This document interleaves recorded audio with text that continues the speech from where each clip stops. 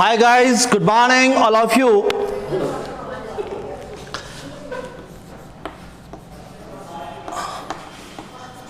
I am starting a specific topic of BSc Part First, Cell Biology and Genetics. इसमें मैं specific topic जो genetics competitive परीक्षाओं के point of view से भी इंपॉर्टेंट है और ये टॉपिक आप लोगों के हर लेवल के ऊपर बहुत इंपॉर्टेंट है। जेनेटिक्स टर्म जो है ये सबसे पहले बैटसन ने दिया। बैटसन ने 1905 में जेनेटिक्स के बारे में बताया। Father of genetics John Gregor Mendel को कहते हैं और father of modern genetics Bateson को क्रेडिट जाता है। तो father of genetics John Gregor Mendel और father of modern genetics is known as Bateson. Genetics divide into two parts. One of the heredity and another part is variations. तो विज्ञान की वह शाखा जिसके अंतर्गत हेरिडिटी और वेरिएशंस का अध्ययन करते हैं उसे जेनेटिक्स कहते हैं। अब फर्स्ट टर्म अगर हम लोग बात करें हेरिडिटी की बात करें तो हेरिडिटी को यदि हम समझना चाहें तो बहुत सिंपल सा है कि transmission of heredity character from one generation to next generation. For example के लिए आप लोगों के अंदर जैसे आप लोगों के माता पिता के कैरेक्टर देखने को मिलते हैं, आप लोग देखेंगे कि आपके अंदर कुछ कैरेक्टर आपके फादर्स के हैं, आप लोग देखेंगे कुछ कैरेक्टर आपके अंदर आपकी मदर्स के भी देखने को मिलते हैं। तो इसका मतलब यह हुआ कि कुछ ऐसे स्पेसिफिक कैरेक्टर हैं जो आपको फादर से भी मिलते हैं और मदर से भी मिलते हैं। तो हेरिडिटी का मतलब क्या हुआ? Transmission of character from one generation to next generation. This phenomena called as heredity. दूसरी टर्म यहां पर हम लोग बात करते हैं वेरिएशंस की। अगर हम लोग यहां पर वेरिएशंस की बात करें तो आप लोगों ने देखा होगा, क्या आप हूबहू अपने मम्मी पापा के जैसे दिखाई देते हैं? बिल्कुल नहीं। लेकिन अगर आप लोग ऑब्जर्व करेंगे आप में कुछ कैरेक्टर आपके मम्मी पापा के देखने को मिलेंगे, लेकिन आपके अंदर सारे के सारे कैरेक्टर आपके मम्मी पापा को देखने को नहीं मिलेंगे। कुछ ना कुछ वेरिएशंस आप लोगों के अंदर, कुछ ना कुछ डिफरेंसेस आप लोगों के अंदर देखने को मिलते हैं। मैं एक छोटा सा एग्जांपल दूं, यदि आपके सामने 100 गधों को इकट्ठा कर दिया जाए तो आप लोग देखेंगे सारे गधे अलग अलग टाइप के दिखाई देंगे। यदि आपके सामने 100 आम के पेड़ हो तो आपको प्रत्येक आम का पेड़ भी अलग अलग देखने को मिलेगा। या मैं एक सिंपल सा वेरिएशंस को डिफाइन करूं तो मैं यह भी कह सकता हूं कि एक जाति के जीवों में पाए जाने वाले अंतर या विभिन्नताएं जो हैं उन्हीं को हम लोग वेरिएशंस या विभिन्नताएं नाम देते हैं। तो विज्ञान की वह शाखा जिसके अंतर्गत हेरिडिटी और वेरिएशंस की सम्मिलित रूप से स्टडी करते हैं उसे हम लोग जेनेटिक्स कहते हैं। हम अगर आगे चलें और वेरिएशंस के ऊपर बात करें तो वेरिएशंस दो प्रकार के वेरिएशंस होते हैं। वेरिएशंस की बात करें तो दो प्रकार के variations, one of somatic variations, somatic variations and another is germinal variations.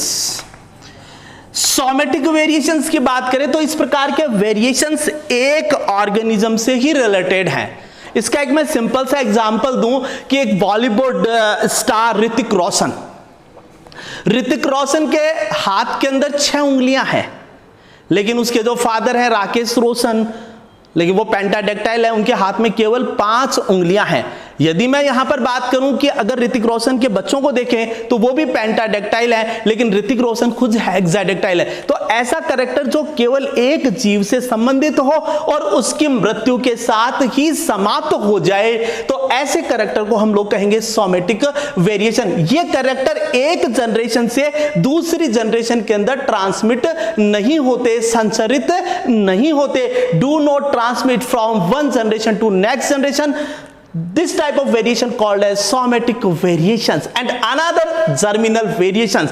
ये जो variations है वो एक जनरेशन से दूसरी जनरेशन के अंदर ट्रांसमिट होते हैं। जर्मिनल वेरिएशन दो प्रकार के होते हैं, इससे कॉन्टिन्यूअस वेरिएशंस जिनको सतत विभिन्नताएं कहते हैं, दूसरा discontinuous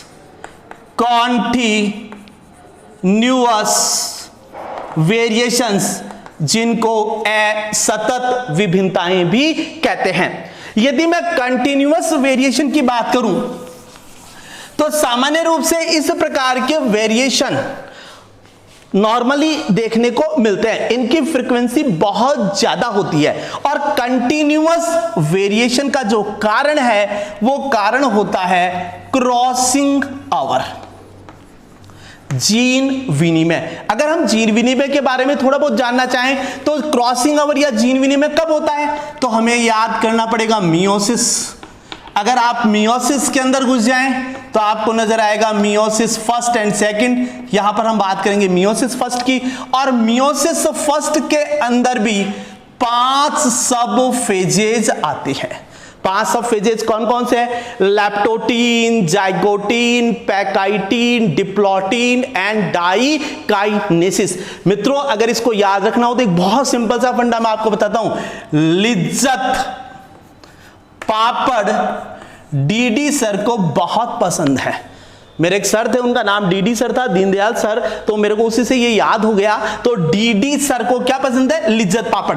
L4 leptotene, Z for zygotene, P for pachytene, D for diplotene and T for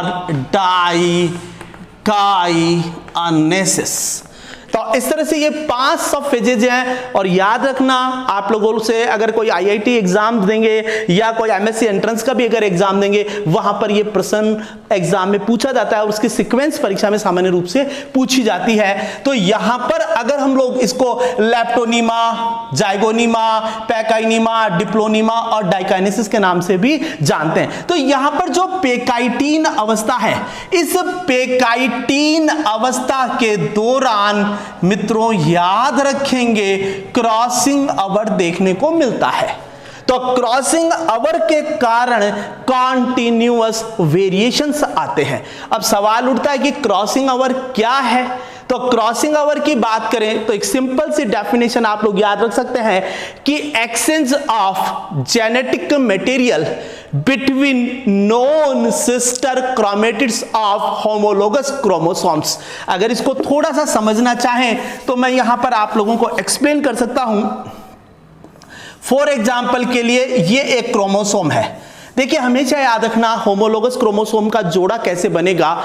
जैसे फॉर एग्जांपल के लिए मदर का 1 नंबर का क्रोमोसोम, फादर का 1 नंबर का क्रोमोसोम, जब दोनों आपस में पेयरिंग करते हैं तो ये होमोलोगस पेयर कहलाता है। होमोलोगस पेयर में एक क्रोमोसोम मदर से, एक क्रोमोसोम कहां से आएगा? फादर का। मदर का 1 नंबर का, फादर का 1 नंबर का, मदर का 2 नंबर का, फादर का 2 नंबर का, ये होमोलोगस क्रोमोसोम कहलाते हैं। अगर फादर का 1 नंबर का और यदि मदर का 3 नंबर का क्रोमोसोम है, ये आपस में क्या कहलाएंगे? नॉन होमोलोगस क्रोमोसोम कहलाएंगे। आप याद रखिए क्रॉसिंग ओवर की डेफिनेशन यहीं से निकलती है कि क्रोमोसोम कैसा होना चाहिए? होमोलोगस पेयर होना चाहिए। तो एक क्रोमोसोम तो ये हो गया, और यहां पर अगर हम लोग देखें एक क्रोमोसोम यहां पर ये हो गया।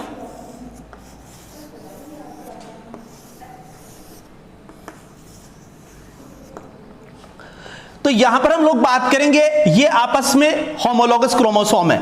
ये जो आपस में है ये कहलाएंगे, यहां पर अगर इनकी बात करें तो ये कहलाते हैं सिस्टर क्रोमेटिड्स, और ये भी सिस्टर क्रोमेटिड्स है। लेकिन ये आपस में क्या कहलाएंगे? Non sister chromatids. तो मित्रों डेफिनेशन क्या बनेगी? होमोलोगस पेयर है, उसके जो नॉन सिस्टर क्रोमेटिड्स हैं, इन नॉन सिस्टर क्रोमेटिड्स के बीच जेनेटिक मटेरियल का एक्सचेंज होगा। आनुवंशिक पदार्थ का आदान प्रदान समजात गुणसूत्रों के नॉन सिस्टर क्रोमेटिड्स के मध्य होता है। इस घटना को क्रॉसिंग ओवर कहते हैं।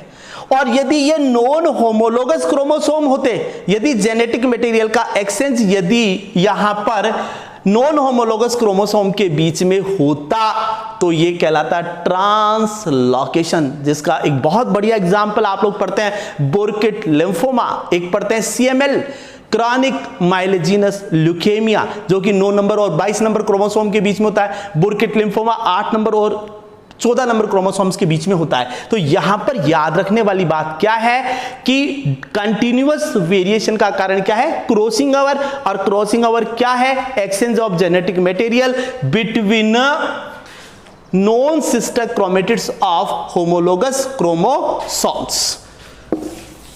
का डिसकंटिन्यूअस वेरिएशंस की बात करते हैं। अगर डिसकंटिन्यूअस वेरिएशन की बात करें, जब भी डिसकंटिन्यूअस वेरिएशन का मतलब है म्यूटेशन, इनकी फ्रीक्वेंसी बहुत बहुत कम देखने को मिलती है। तो डिसकंटिन्यूअस जो वेरिएशन है वो बहुत बहुत कम देखने को मिलेगा। और जब जब नेचर के अंदर डिसकंटिन्यूअस वेरिएशन होता है तो मित्रों याद रखिए ओरिजिन ऑफ न्यू स्पीसीज, नई जातियों की उत्पत्ति होती है। Thank you guys. Next lecture में बात करेंगे हम लोग terminology of genetics. Thank you.